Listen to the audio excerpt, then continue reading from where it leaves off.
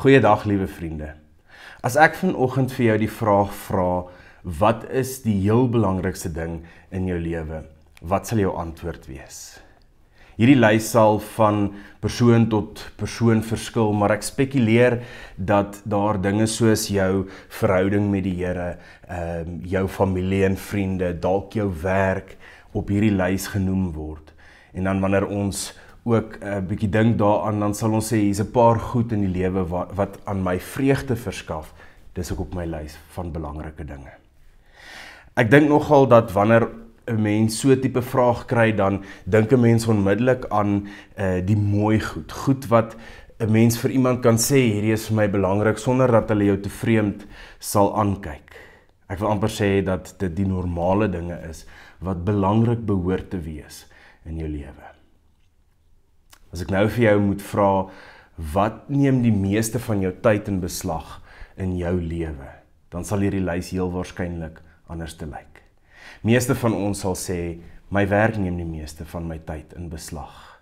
En dan my gesin en helaas iets wat ek doen vir 'n klein bietjie ontspanning. Dit is 'n simptoom van ons samelewing. Ongelukkig is dit waar dat 'n mens nie vreeslik ver in die lewe gaan kom as jy nie 'n werk het of 'n inkomste om jou lewe te voed nie. Die uitdaging is egter, hoe leef ons die dinge wat vir ons belangrik is, ook uit in die dinge wat die meeste van ons tyd in beslag neem. Paulus het eendag gesit om 'n lys te maak van dinge wat eens op 'n tyd vir hom ook belangrik was in sy lewe, en dan gebruik hy hierdie lys om vir die gemeente in Filippi iets te vertel van die genade van die Here wat hom aangeraak het.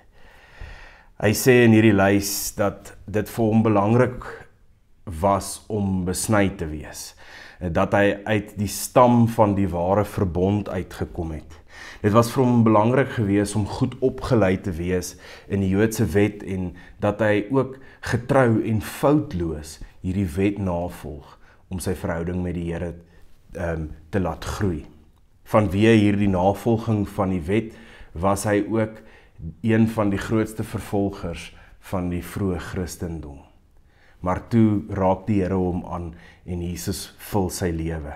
Paulus skryf dan in Filippense 3 vanaf vers 7 die volgende: Maar wat eers vir my 'n bate was, beskou ek nou as waardeloos ter wille van Christus. Ja, nog meer, ek beskou alles as waardeloos, want om Christus Jesus my Here te ken, oortref alles in waarde. Ter wille van hom het ek alles prysgegee en beskou ek dit as verwerplik, sodat ek Christus as enigste bate kan verkry en een met hom kan wees. Vrygespreek, nie omdat ek die wet onderhou nie, maar omdat ek in Christus glo. Dit is die vryspraak wat God gee, omdat 'n mens in hom glo.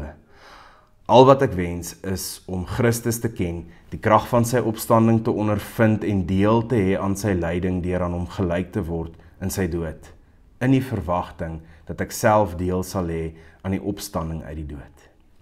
As ek vanoggend vir jou 'n laaste vraag kan vra, is dit: wat is jou grootste bate?